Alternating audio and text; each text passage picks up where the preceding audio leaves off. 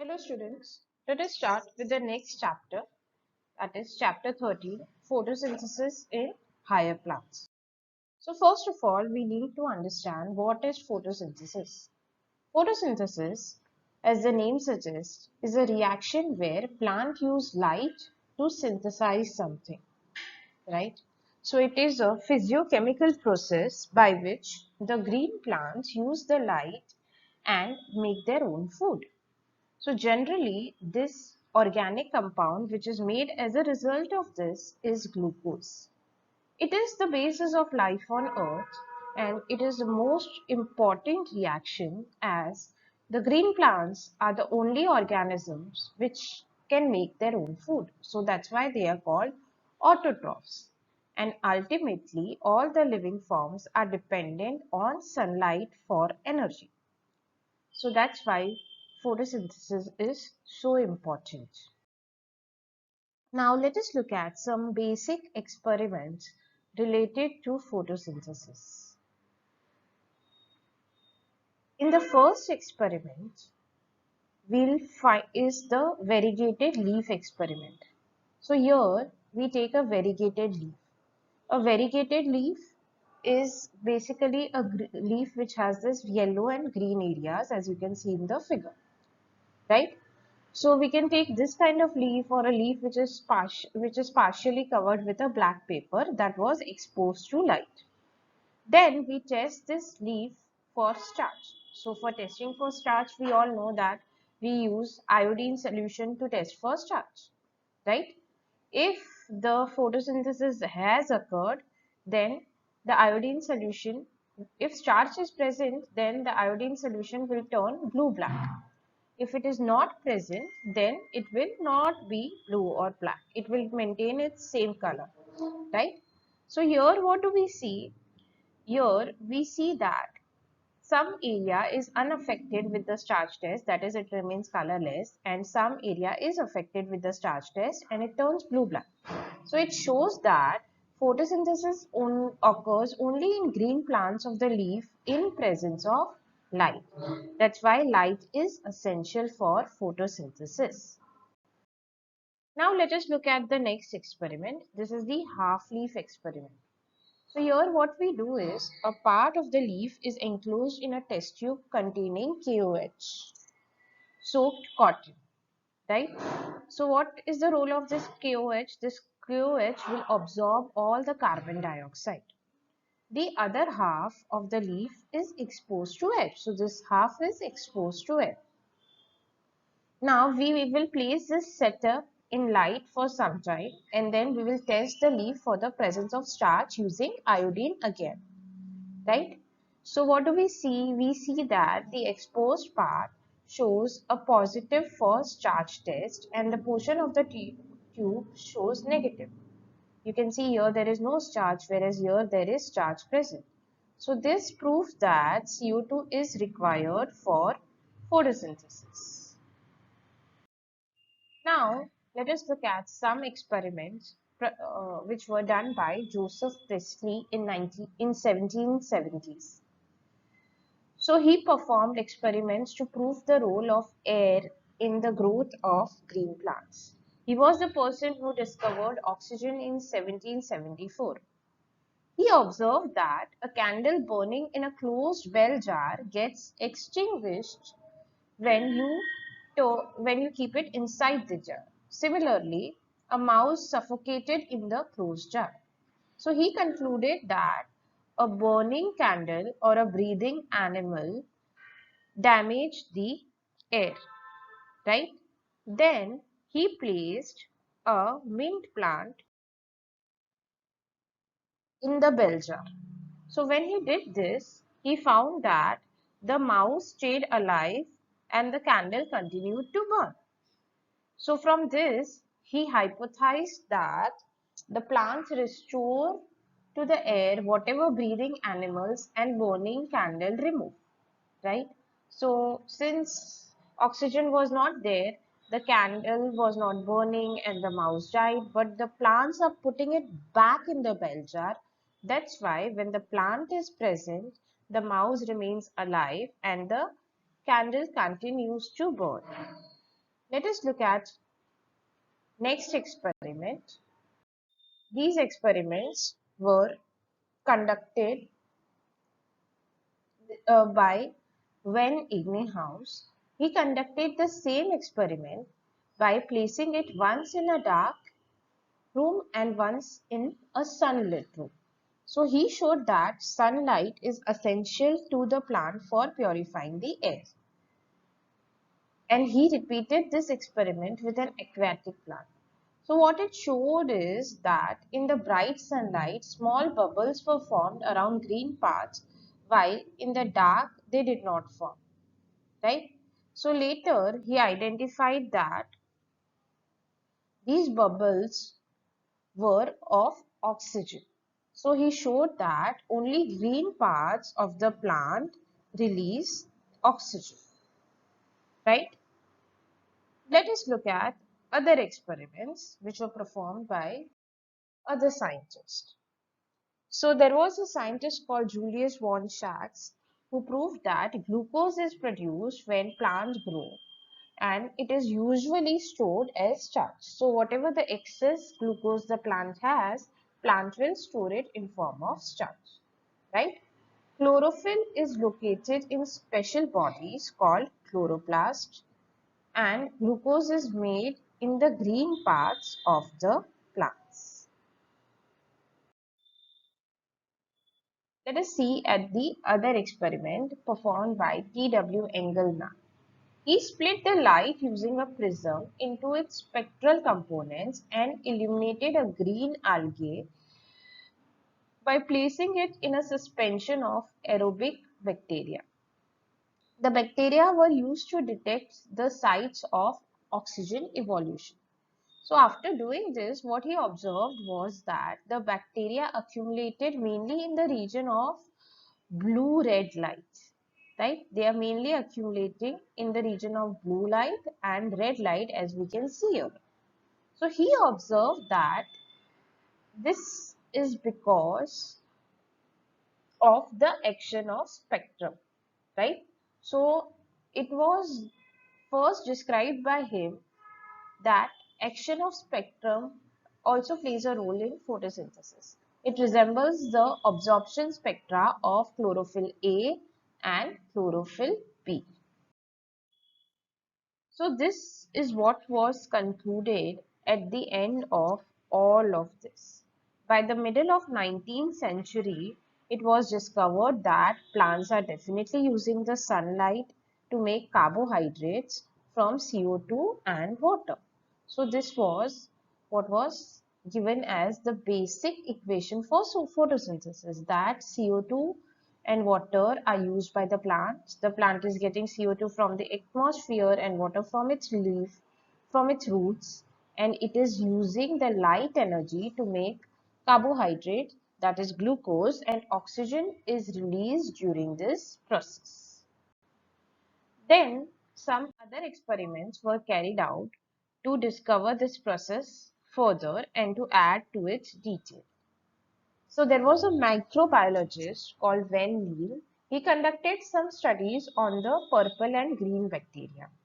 He demonstrated that photosynthesis is a light-dependent reaction in which hydrogen from a suitable oxidizable compound reduces CO2 to carbohydrates. So this can be expressed by using this equation, right?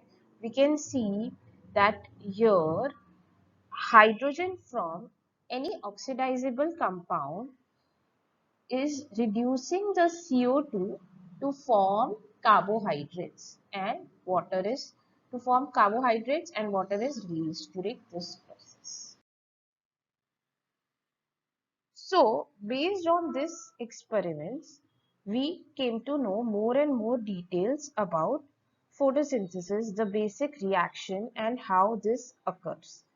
So in plants, now they knew that water is the hydrogen donor and it is oxidized to O2. In the experiments carried out by the microbiologists, they concluded that purple and green sulfur bacteria use H2S as a hydrogen donor. So the oxidation product is sulfur or sulfate and no oxygen is produced.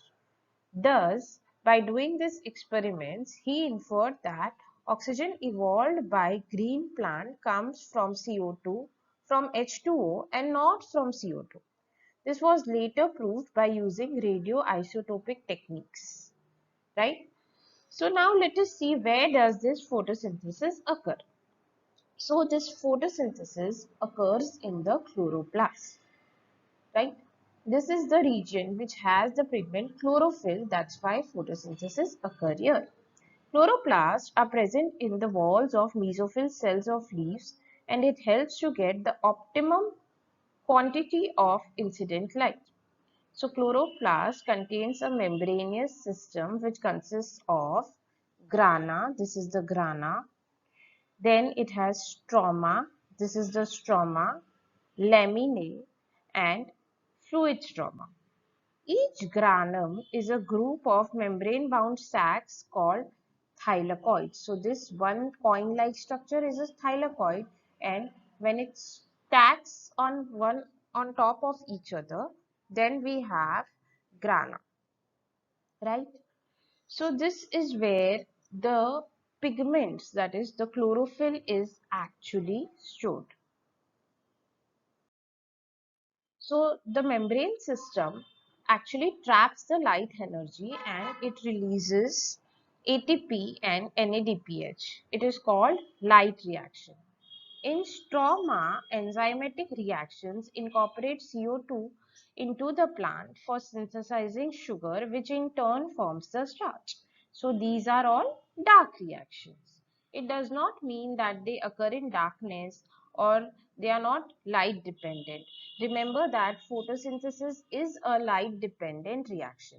So now let us look at pigments involved in photosynthesis. So what is a pigment? Pigments are substances that have the ability to absorb light at a specific wavelength, right?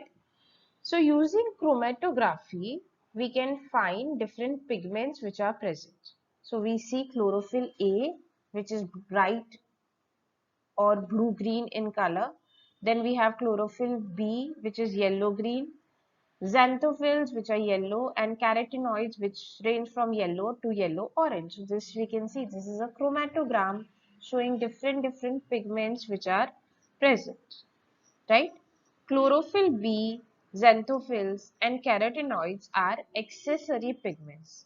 So what are these accessory pigments? Accessory pigments absorb light at different wavelengths and transfer the energy to chlorophyll A. They protect chlorophyll A from photooxidation.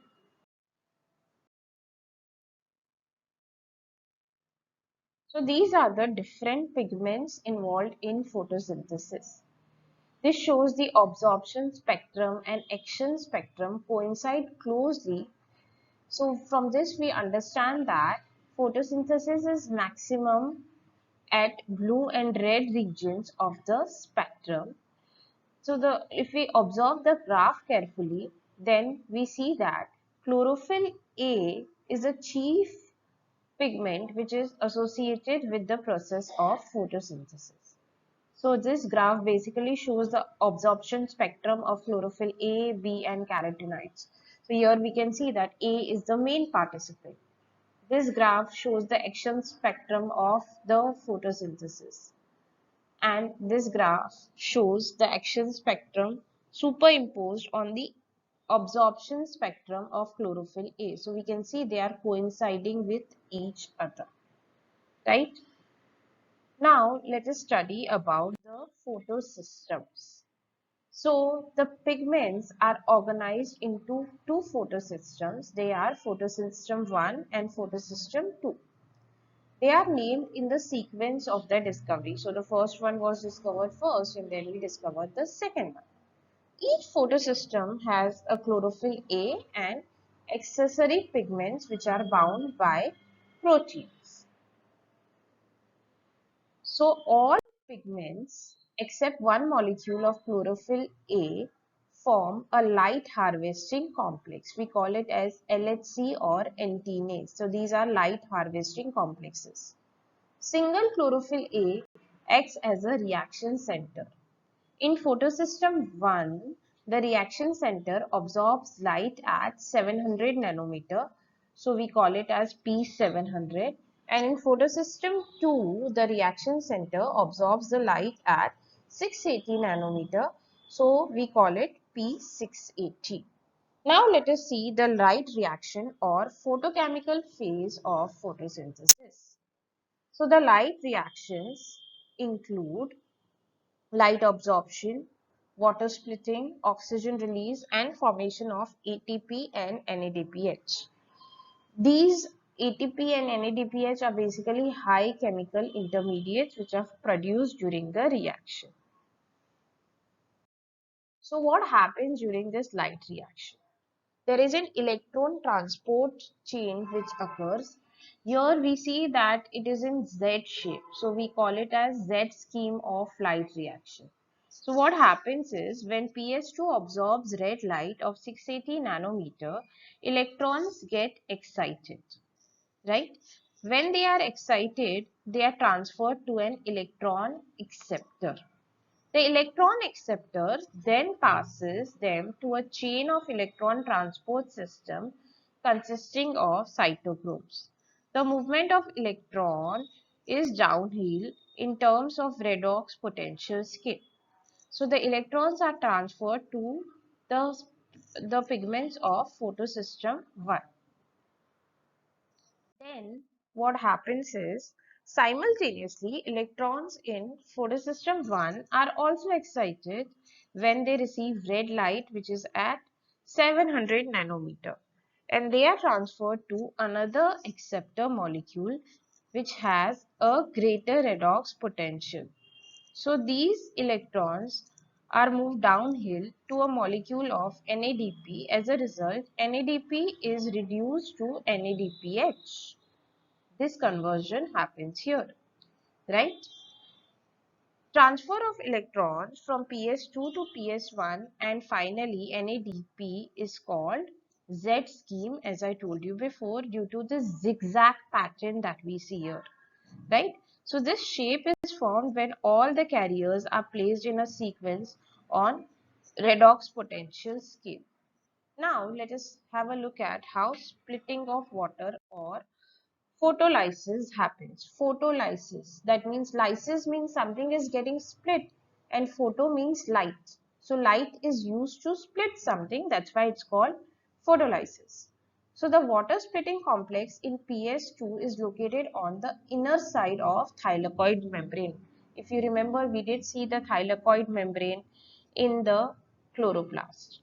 So here water is split into hydrogen, oxygen and electrons. 2H2O gives us 4H plus O2 plus 4 electrons are released. So PS2 can supply electrons continuously by replacing its electrons from water splitting. So this is why PS2 provides electron needed to replace those which are removed from the PS1. So the protons, that is H plus, are used to reduce NADP to NADPH. Oxygen is liberated as a byproduct of photosynthesis.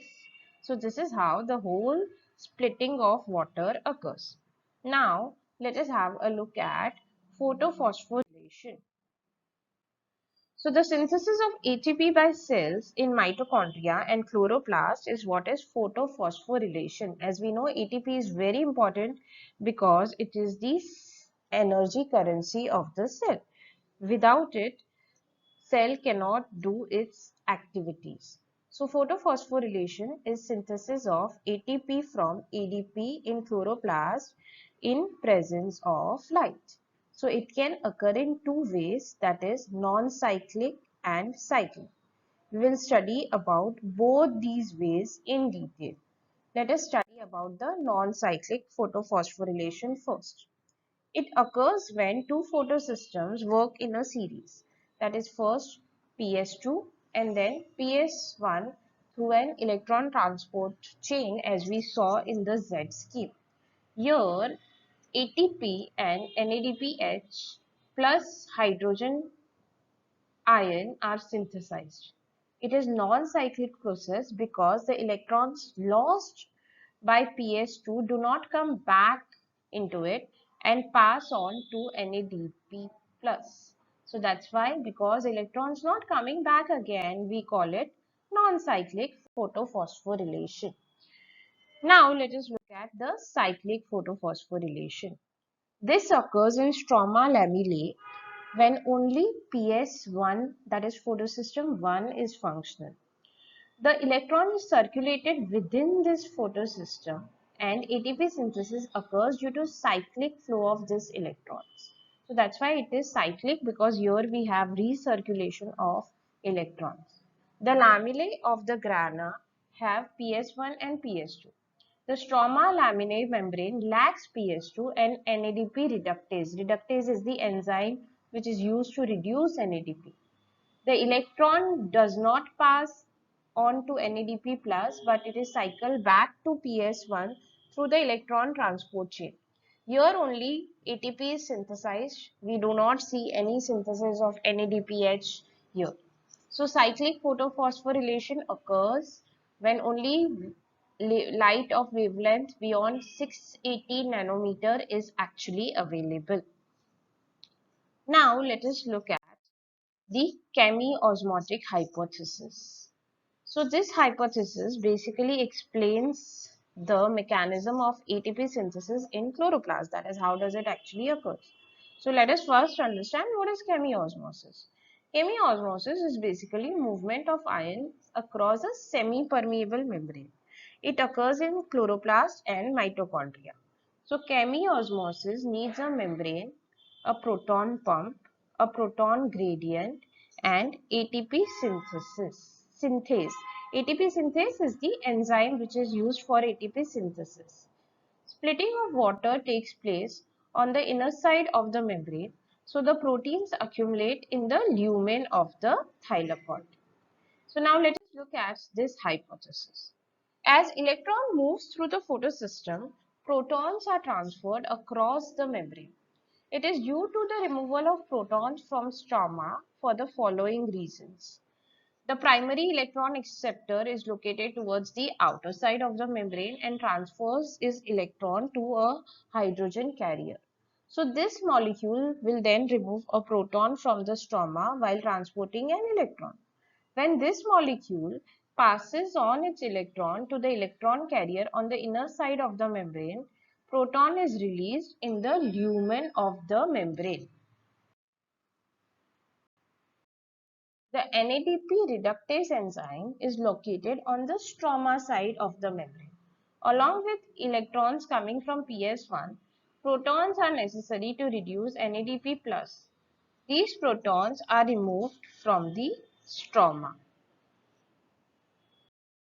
So, protons in stroma are decreased, but in lumen, protons are accumulated, as we saw. So, this creates a proton gradient. Obviously, what is a gradient? Gradient is where at one place there is higher concentration and at other place there is lower concentration. So, because there is higher concentration in the lumen and lower concentration in the stroma, we have a gradient, right? So this gradient is present across the thylakoid membrane and it decreases the pH in the lumen. So breakdown of proton gradient leads to synthesis of ATP by ATP synthase enzyme. So this is what the hypothesis states, that ATP synthesis occurs through this chemiosmosis. Now, what is this ATP synthase? Let us try and understand that. ATP synthase is an enzyme. It consists of basically two parts. So, the first part, CFO, is embedded in the membrane and forms a transmembrane channels, right? It carries out facilitated diffusion of protons across the membrane to the stroma. So, this results in breakdown of the proton gradient. Then there is CF1. It protrudes on the outer surface of the thylakoid membrane. The energy due to the breakdown of the gradient causes a conformational change in CF1 particle, and it makes the enzyme synthesize ATP, that is adenosine triphosphate. Energy is used to pump protons across the membrane to create a gradient or a high concentration of proton within the thylakoid lumen. So ATP synthase has a channel for diffusion of proton across the membrane. This releases the energy to activate the ATP synthase enzyme, which actually catalyzes the formation of ATP. I hope you all understood this much. In the next video, we will learn about the dark reaction. Thank you.